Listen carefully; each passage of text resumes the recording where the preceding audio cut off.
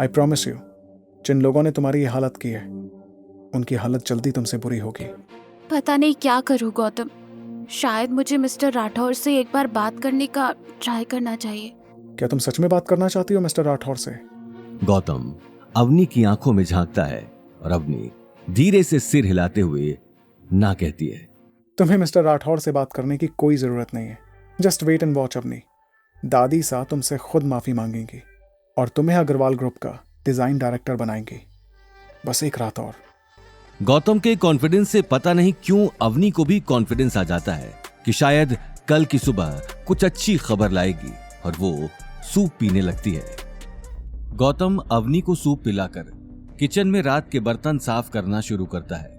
भले ही वो उस वक्त एक नौकर की तरह घर का काम कर रहा था, पर और कहीं गौतम के कहे इशारे पर अभिनव अपना काम कर रहा था।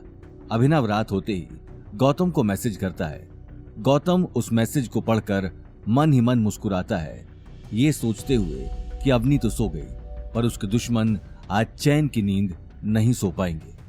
ठीक जैसा गौतम ने सोचा था वैसा ही हाल था सबका अग्रवाल हाउस में, जहां गायत्री देवी मुंह फुलाए हॉल में बैठी थी। वो सुबह से अवनी का कॉल ट्राई कर रही थी, लेकिन अवनी का फोन लगातार स्विच्ड ऑफ आ रहा था। अब धीरे धीरे गायत्री देवी के सब्र का बांध टूटता जा रहा था। वहीं नील पास में ही खड़ा होकर अपनी दादी को देख रहा था। वो मौके की नजाकत को समझ चुका था। इस लड़की का अभी तक कोई अपडेट नहीं है। पता नहीं ये अवतार गई भी है कि नहीं। ना ही इसका फोन लग रहा है और ना ही इसने खुद फोन किया है। कभी सोच भी नहीं सकती थी कि इस लड़की के इतने पर निकल आएंगे। दादी सा, जब से हमने उससे मदद मांगी तब से उसके और ज्यादा भाव बढ़ गए हैं। देखा ना, कल सीधे मुंह बात भी नहीं कर रही थी और उस घर जमाई की भी आजकल बहुत जुबान चल रही है। कुछ दिन खैर मनाने दो इन लोगों को, फिर इस गलती की इन दोनों को बहुत बड़ी कीमत चुकानी पड़ेगी। ये गीता के साथ साथ अनिल भी देखेगा। अनिल शायद भूल गया है कि जब उसकी माँ को गुस्सा आता है तब वो सामने देखती नहीं कि कौन खड़ा है। इससे पहले कि गायत्री देवी आगे कुछ कहती, उन्हें दरवाजे से शनाया आती हुई दिखी। शनाया को देखते ही वो सोफे से उठकर खड़ी हो गई। पूरी रात कहाँ थी शनाया? बात हुई चेयरमैन से? शनाया ने समझाते हुए कहा, हाँ दादी सा, और कल शीश महल कैफे में मिस्टर राठौड़ मुझसे मिलने आ रहे थे। मैं टाइम पर पहुंच गई थी। फिर न जाने वो घर जमाई गौतम कहां से आ गया। उसे जैसे तैसे मैंने वहां से भगाया, लेकिन पता नहीं क्या बात हुई। बहुत देर इंतजार करने के बाद भी मिस्टर राठौड़ नहीं आए। गायत्री देवी ने यह बात सुनी तो सुनते ही अपना हाथ जोर से टेबल पर दे मारा। उनका शरीर गर्म और आंखें लाल हो चुकी थी। आखिर इस गौतम की इतनी मजाल। क्या लगता है अवनी को कि गायत्री देवी उससे भीख मांगेगी? वो अब अपने फटीचर पति को आगे करने लगी है।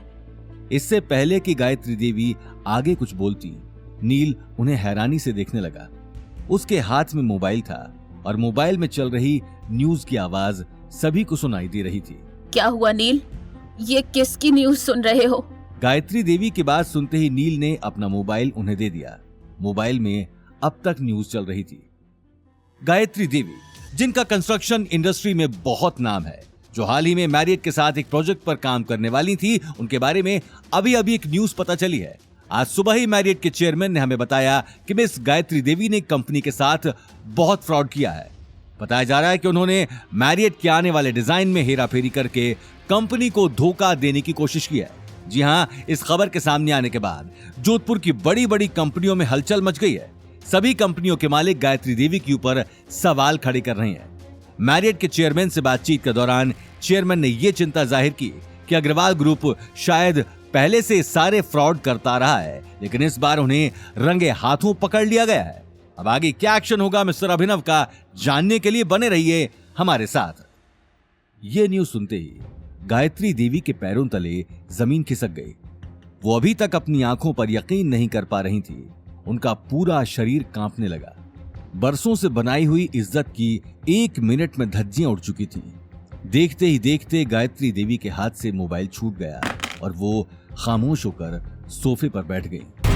आगे की कहानी जानने के लिए देखिए अगला एपिसोड सिर्फ पॉकेट एफएम के यूट्यूब चैनल पर और रॉयल वारिस के सारे एपिसोड्स को सुनने के लिए डिस्क्रिप्शन में दी लिंक से डाउनलोड करें पॉकेट एफएम ऐप।